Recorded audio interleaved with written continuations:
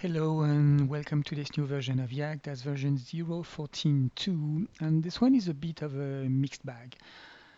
I was working on the next version and had no plan to release anything soon, but I was reported a bug yesterday, and after investigation it appeared that it was a very nasty and serious bug, generously offered by the last version of the Unreal Engine for 26.2, which was part of the last YAG update.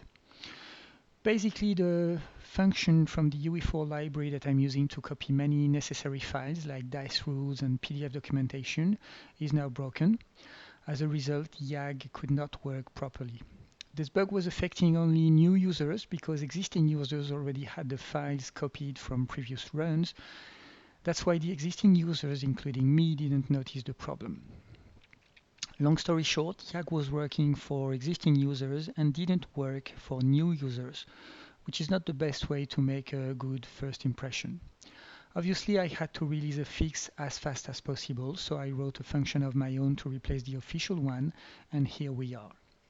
So the real reason for this update is to fix this bug, which is now done. But because I was working on something else, you'll get that too in a not completely finished state though. So what's new? I was trying to reorganize the terrain window to make it more friendly, and I'm going to show you its current state so you're not lost when you launch this new version. So here's the new window separating simple and advanced option.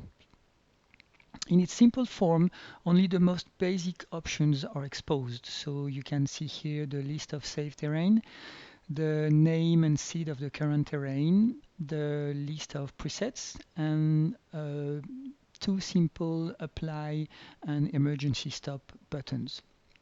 Next, we have a new options here. This one is brand new, and it allows us to choose the shape of the terrain independently from the other options. And finally, we have the two more familiar texture and foliage lists that we can choose. So let's say we want to change the texture of the ground. We can just choose it from this list and then apply.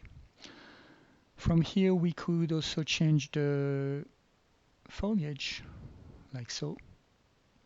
And finally we can completely independently change the shape by choosing, for example, the 3D set of caves here. Where are we? Okay, right.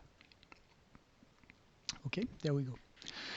So we can now independently change the shape, the texture, and the foliage in one click, so to speak.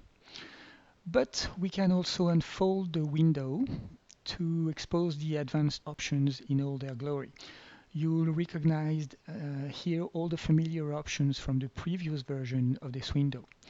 The advanced options for the shape with all the parameters for the fractal functions, the advanced options for the ground, the texture of the ground, namely the thresholds for the two top layers of the textures, the advanced options for the foliage densities to change the density of each type of plants independently, and finally all the options to sculpt and paint the terrain manually.